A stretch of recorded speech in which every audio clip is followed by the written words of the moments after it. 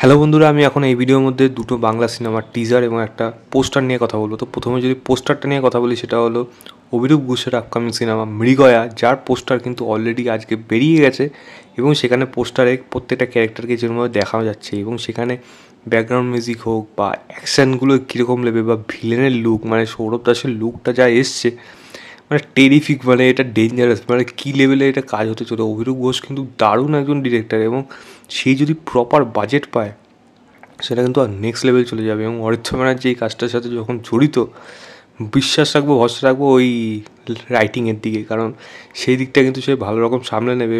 এবার বাজেট কীরকম এটা পাওয়া যায় সেটাই অনেক কিছু নির্ভর করছে। যদি সেরকম পেয়ে যায় এবং সেটা যদি উতরে যেতে পারে, কিন্তু এই সিনেমাটা কিন্তু একটা ভালো সিনেমা বাংলার মার্কেটে কিন্তু আসতে চলেছে। তো আমি কিন্তু খুব এক্সাইটেড থাকলাম।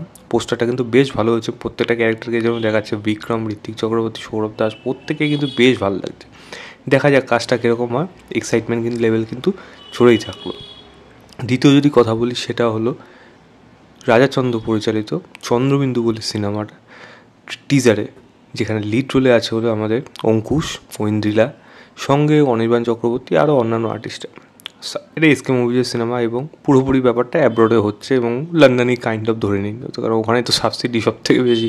তো যাই হোক, সেখানে দেখাচ্ছে অঙ্কুশ তার বাবা মার সাথে একদিন লং ড্রাইভ কাইন্ড অফ এক জায়গায় বেরিয়েছে এবং সেখানে তাদের অ্যাক্সিডেন্ট হয়ে যাচ্ছে, অঙ্কুশ বেঁচে যাচ্ছে, বাবা মা বাঁচছে না।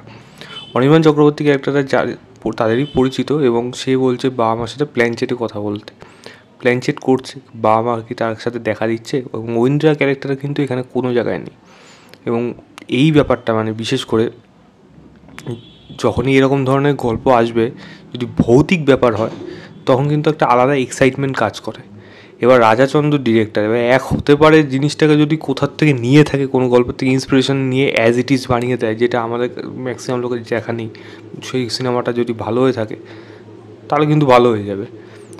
কিন্তু সেটাকে যদি বানাতে গিয়ে যদি ধেরিয়ে দেয়, তাহলেই হয়ে যায় মুশকিল। এবার কথা হলো, এই সিনেমাটার মধ্যে এমন অনেকগুলো মুহূর্ত আছে যেগুলো কিন্তু সাউন্ডে কাজ করা যেতে পারে। তো মজা, দেখুন, হালকা জিনিসটা থাকবে, প্লাস হরর জিনিস জায়গাটাও কিন্তু এই সিনেমাটার মধ্যে থাকতে চলেছে। তো আমি দেখি কাজটা কীরকম হয়।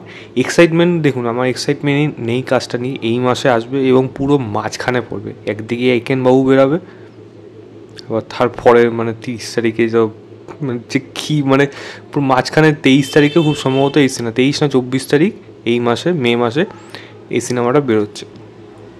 জাস্ট ভেবে দেখুন, মানে পরের সপ্তাহে আমার বস, তারপরে একেনবাবু, মানে একটার পরে একটা সিনেমা কিন্তু এসে চলেছে। আবার 30 তারিখে আবার সোনাকেল্লা জগেরতন। তো মাঝখানে গিয়ে সিনেমাটা যদি ভালো না হয়, ওই এক সপ্তাহের জন্য কিন্তু সিনেমা হলে আসলে সিনেমা কিন্তু কখনোই চলবে না। কন্টেন্ট ভালো হতে হবে। দেখা যাক কাজটা কীরকম হয়, আমি লিঙ্কটা দিয়ে রাখবো ডিসক্রিপশনে, আপনারা অবশ্যই গিয়ে চেক করবেন, চেক করে জানাবেন আপনাদের কেমন লেগেছে। তৃতীয় যে সিনেমাটার কথা বলবো, সেটা হলো তথাগত মুখোপাধ্যায় পরিচালিত, মানে সিনিয়র পরিচালিত রাজ বলে সিনেমাটার টিজার। এই টিজারটার মধ্যে দেখুন, এটা পুরোপুরি বোঝা যাচ্ছে একটা ফ্যামিলি জনার সিনেমার মধ্যেই থাকবে। তার মাঝখানে একটা প্রেমের গল্প কিন্তু থাকতে চলেছে। এখানেও কিন্তু বিক্রমকে দেখা যাচ্ছে, সঙ্গে এখানে দেবলীনাকে দেখা যাচ্ছে এবং সাপোর্টিং কাস্টেও কিন্তু বেশ ভালো ভালো আর্টিস্ট রয়েছে। তথাগত মুখোপাধ্যায়ের সিনেমা কিন্তু একটু হাটকে সিনেমা হয়, হ্যাঁ, অনেক সময় সেটা অনেক জায়গায় গিয়ে দাঁড় করাতে পারে, পারিয়া কিন্তু সেখান থেকে সেই লেভেলের ছিল। তো এবার এই সিনেমার জনার সম্পূর্ণ আলাদা।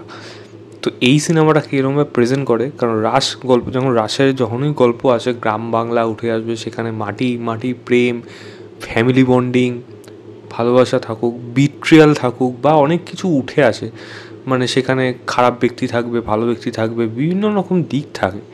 এবার টিজার লেভেলে না, সেই লেভেলে ওরমভাবে কিছু এখানে মানে বোঝা যাচ্ছে না যে সিনেমাটার গল্প আলটিমেটলি কোন দিকে যেতে চলেছে। ট্রেলারটা আসবে, টিজারটা মোটামুটি ভালোই বড় করা হয়েছে, প্রায় 2 মিনিটের কাছাকাছি, কিন্তু তবু বলবো ট্রেলার আসলে এটা নিয়ে আরও বেশি কিছু আলোচনা করা যাবে। টিজার লেভেলে যদি বলি, আমি বলবো একটা মোটামুটি সার্টেন অডিয়েন্স কিন্তু এটা এক্সাইটমেন্ট হবে কাস্টিংয়ের জন্য, বিশেষ করে অনুষ্কা দেবী রয়েছেন, আরও অন্যান্য আর্টিস্টরা যারা যারা রয়েছে এখানে।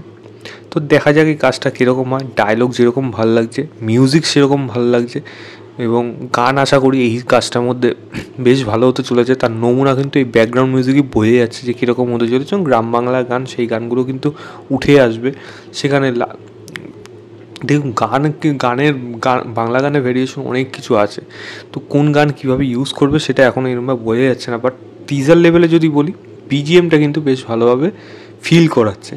এই কাজগুলো অনেক সময় বাংলাদেশে অনেক সময় ওটিটিতেও দেখে থাকি, এরকম ধরনের মিউজিক যেগুলো উঠে আসে, তো সেই রকম ধরনের ব্যাকগ্রাউন্ড মিউজিক কিন্তু এই কাজটা খুব ভালো লাগছে শুনতে। দেখা যাক সেটা কীরকম হয়, পারফরমেন্স আশা করি ভালো হবে, কারণ দেখে তো ভালো লাগছে।